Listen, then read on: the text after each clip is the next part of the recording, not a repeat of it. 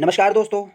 Last के video में हमने प्राचीन भारतीय इतिहास के स्रोतों के बारे में पढ़ा, जिसमें हमने प्रमुख 3 स्रोतों के बारे में पढ़ा। एक साहित्यिक स्रोत थे, विदेशियों का विवरण था और पुरातत्व संबंधी साक्ष्य थे। दोस्तों, जो हमारा साहित्यिक स्रोत थे उनके हमने 2 पार्ट किए थे। एक था धार्मिक ग्रंथ और एक था धर्मेतर ग्रंथ। धार्मिक ग्रंथ का मतलब धर्म से संबंधित रखने वाले जितने भी ग्रंथ थे वो सारे के सारे धार्मिक ग्रंथ में आते हैं। धर्मेतर ग्रंथ दोस्तों, धर्म को छोड़ के जितने भी सारे ग्रंथ बच जाते हैं या जितनी किताबें बच जाती हैं उनको क्या बोला जाता है? धर्मेतर ग्रंथ। दोस्तों, धार्मिक ग्रंथ के अंदर हमने वेद का भी डिस्कशन किया था, पुराणों का किया था, उपनिषद का किया था। दोस्तों, आज के इस वीडियो में सिर्फ हम वेदों के बारे में पढ़ेंगे और इनके बारे में जितनी भी इंपॉर्टेंट पॉइंट्स है वो सारे आपको इस वीडियो में मैं बताऊंगा। दोस्तों, इसके अंदर हम 4 वेदों के बारे में पढ़ेंगे, ऋग्वेद, यजुर्वेद, सामवेद, अथर्ववेद। क्योंकि हमारे 4 ही वेद हैं तो इनको 1 बाय 1 हम पढ़ेंगे और इनके जितने भी इंपॉर्टेंट पॉइंट्स हैं वो सारे मैं आपको इस वीडियो में बताऊँगा। तो दोस्तों, सबसे पहले हम वैदिक इतिहास के बारे में बात करते हैं। दोस्तों, जो वेद हैं उनको मानव सभ्यता का सबसे पुराना लिखित दस्तावेज माना जाता है। और दोस्तों, इनका जो संकलन है वो किया था महर्षि कृष्ण द्वापायन वेद व्यास जी ने। जो वेद हैं वो वसुधैव कुटुंबकम का उपदेश देते हैं। दोस्तों, भारतीय परंपरा के अनुसार वेदों को नित्य और अपौरुषेय माना जाता है। नित्य का मतलब है जो हमेशा से थे और हमेशा ही रहेंगे, और अपौरुषेय का मतलब ये है कि दोस्तों इनकी रचना पुरुष के द्वारा नहीं की गई। यानी कि ये माना जाता है कि ये तो भगवान ने ही इनकी रचना की थी। बाद में संकलन इनका ऋषियों ने किया था। और जो संकलन का समय था दोस्तों वो था 1500 ईसा पूर्व से लेके 1000 ईसा पूर्व तक का। दोस्तों, आज हमारे पास 28,000 पांडुलिपियाँ मौजूद हैं जो कि भंडाकर ओरिएंटल रिसर्च इंस्टीट्यूट पुणे के अंदर है, उसके अंदर रखी हुई हैं। दोस्तों, इनमें से 38 जो हैं पांडुलिपि वो जो यूनेस्को की विरासत सूची है उसके अंदर शामिल है, जिसमें टोटल है 158, जिसमें से 38 हमारे इंडिया की हैं, यानी कि हमारे वेदों से रिलेटेड हैं। दोस्तों, 30 अकेली ऋग्वेद से ली गई हैं। ठीक है दोस्तों, और सिर्फ वही 30 पांडुलिपियाँ ली गई हैं जिनका संकलन हुआ था 1800 ईसा पूर्व से लेकर 1500 ईसा पूर्व के बीच में। तो चलिए अब 1 बाय 1 डिस्कस करते हैं। सबसे पहले हम डिस्कस करेंगे ऋग्वेद के बारे में। दोस्तों, जो ऋग्वेद है वो सबसे प्राचीनतम रचना मानी जाती है, यानी कि कोई चीज़ लिखी हुई है वो सबसे पुरानी है, वो क्या है? ऋग्वेद है। क्योंकि इससे पुराना तो हमारे पास कोई भी लिखी चीज़ हमें पूरी दुनिया में नहीं मिलती। दोस्तों, जो ऋग्वेद है उसकी रचना मानी जाती है 1000 ईसा पूर्व से लेके 1500 ईसा पूर्व से लेके 1000 ईसा पूर्व तक। ठीक है दोस्तों, इसके बीच में ऋग्वेद की रचना की गई, ऋग्वेद का संकलन किया गया। और दोस्तों, इसी टाइम पीरियड को क्या बोला जाता है? वैदिक पीरियड या फिर वैदिक काल भी बोला जाता है। ठीक है दोस्तों, और जो ऋग्वेद है उसके अंदर हमारे 10 मंडल हैं, जिनके अंदर प्रमुख है हमारे जैसे 3, 8 और एक 8 हो गया और 9 हो गया और एक 10। दोस्तों, जो मंडल 3 है ये इसलिए इंपॉर्टेंट है क्योंकि इसके अंदर दोस्तों गायत्री मंत्र है जो कि सूर्य और सावित्री को समर्पित है। दोस्तों, इसकी रचना विश्वामित्र ने की थी। और दोस्तों, जो 8वां मंडल है, 8वां मंडल इसलिए इंपॉर्टेंट है क्योंकि इसके अंदर जितनी भी रचनाएं ना उनको बोला जाता है खिल, खिल के नाम से।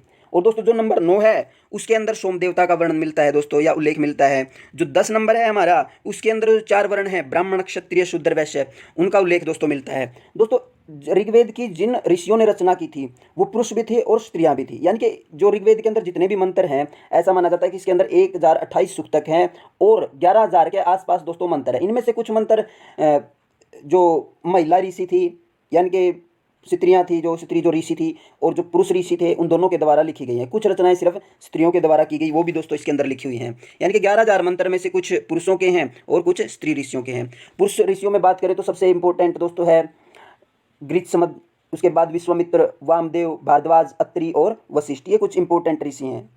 उसके बाद जो फीमेल है मतलब लोपामुद्रा, घोषा, सची, पुलोमी और कक्षावृत्ति। दोस्तों, कहीं कहीं कक्षावती भी लिखा होता है और कहीं कहीं कक्षावृत्ति भी हमें मिलता है। यानी कि जो ऋग्वेद है उसकी रचना सिर्फ पुरुषों ने नहीं की, वो स्त्रियों ने भी की है। तो देखते हैं दोस्तों वैदिक टाइम पे कितना अच्छा होता था, जितना कंट्रीब्यूशन आदमियों का है उतना ही औरत का होता था। उस टाइम पे कोई भेदभाव नहीं था, ऐसा भी हमने पढ़ा है, माना जाता है।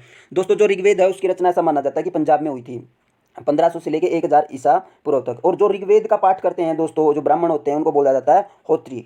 और जो एक हमारा हमने देखा नहीं है एक स्लोगन या कभी सुना हो ये सॉन्ग, जैसे अस्तो माँ ज्योतिर्गमय, अस्तो माँ सदगमय, ये वाक्य भी दोस्तों ऋग्वेद से ही लिया गया है। और ऋग्वेद की 5 शाखाएं हैं, साकल्प, वास्कल और अस्वलायन, संखायन और मुंडकायन। दोस्तों, अब हम डिस्कस करेंगे यजुर्वेद के बारे में। इसके अंदर दोस्तों कुछ विधियां हैं। विधियों का मतलब है ऐसी विधियां जो हवन करते टाइम या फिर कोई कर्म कांड करते टाइम अपनाई जाती हैं, उन सब विधियों का दोस्तों इसके अंदर उल्लेख मिलता है। दोस्तों, इसको है ना अध्वर्य वेद भी कहा जाता है, और इसीलिए इसको जो पढ़ने वाला होता है ना, इसका जो पाठ करते हैं उनको क्या बोला जाता है? अध्वर्यु। ठीक है दोस्तों। और इसकी शाखाएं दोस्तों प्राचीन काल में 101 होती थी, लेकिन मौजूदा समय में इसकी 5 ही शाखाएं हैं। काठक, कपिलस्टल, मैत्रायनी, तैत्तिरीय और वाजनेयी। दोस्तों इसके अंदर 40 अध्याय हैं और लगभग इसके अंदर 975 मंत्र हमें देखने को मिलते हैं। और दोस्तों जो यजुर्वेद है इसको 2 भागों में बांटा जा सकता है, एक कृष्ण यजुर्वेद और एक शुक्ल यजुर्वेद। और दोस्तों ये एक ऐसा वेद है जो गद्य में भी है और पद्य में भी है, यानी कि दोनों में इसको लिखा गया है, यानी कि गद्य भी है इसके अंदर और पद्य भी है। दोस्तों जो हम बात करते हैं बलि की, बलि बोले तो बलिदान। बलिदान का मतलब होता है दोस्तों दान किसी भी प्रकार का। कई लोग ये समझते हैं कि बलि का मतलब होता है किसी चीज़ को मारना, नहीं। जो वैदिक टाइम के हिसाब से जो बलि है उसका सिर्फ एक ही मतलब होता है दान।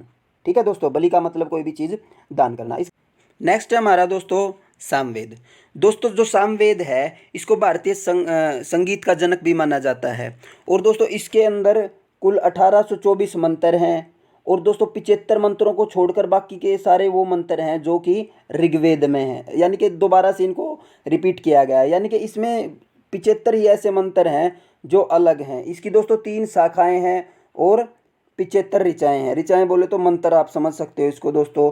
और इसकी 3 शाखाएं कौन सी दोस्तों?